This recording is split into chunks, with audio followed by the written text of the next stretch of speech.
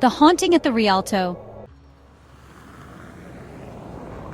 I used to work at an old movie theater, the kind with peeling wallpaper, creaky wooden floors, and the smell of stale popcorn that never really faded.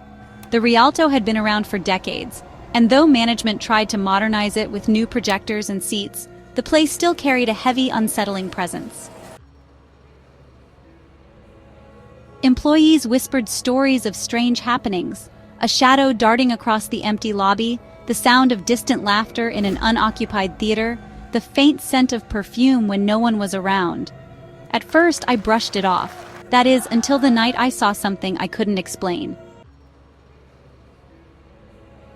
It was a slow weekday shift, and by the time my last duties rolled around, the theater was empty. Part of my closing routine was to check the restrooms and make sure no one was lurking around before locking up.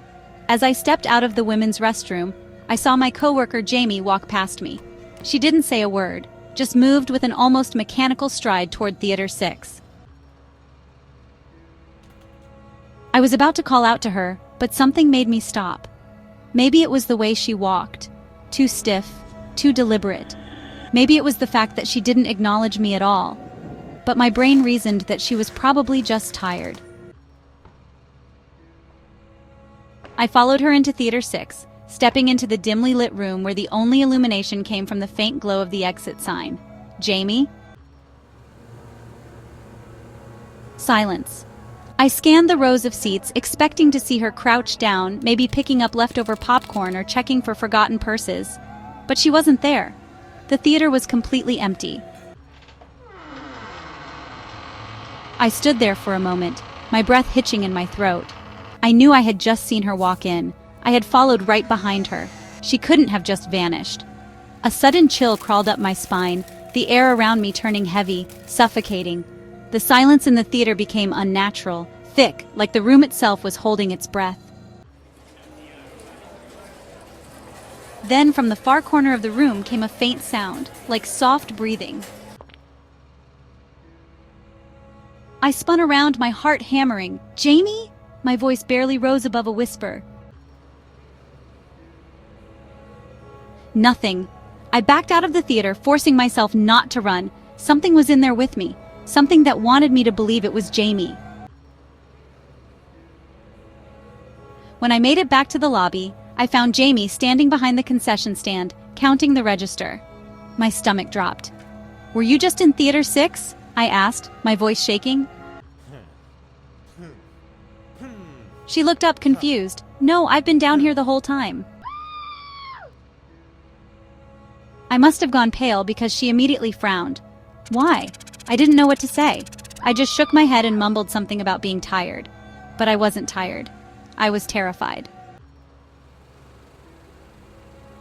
After that night, the theater never felt the same to me. I started noticing things I had ignored before. Shadows in my peripheral vision, footsteps when I was alone, the overwhelming feeling of being watched. Other employees had their own stories too. One guy swore he heard someone whisper his name when he was alone in the projection booth. Another quit after hearing laughter echoing through an empty theater. And then there were the security cameras. One night, our manager pulled up the footage from my shift. I don't know what compelled her to check, but when she did, she called me over with a pale face. She rewound to the exact moment I had seen Jamie. On the screen, I was walking out of the bathroom, but Jamie wasn't there. I was alone.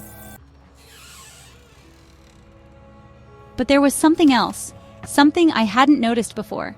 Just as I turned to walk into Theater 6, the camera picked up a shadowy figure standing in the hallway. It was blurred, indistinct, but it was watching me. Then, in the blink of an eye, it was gone. Then, in the blink of an eye, it was gone. I don't know what I saw that night.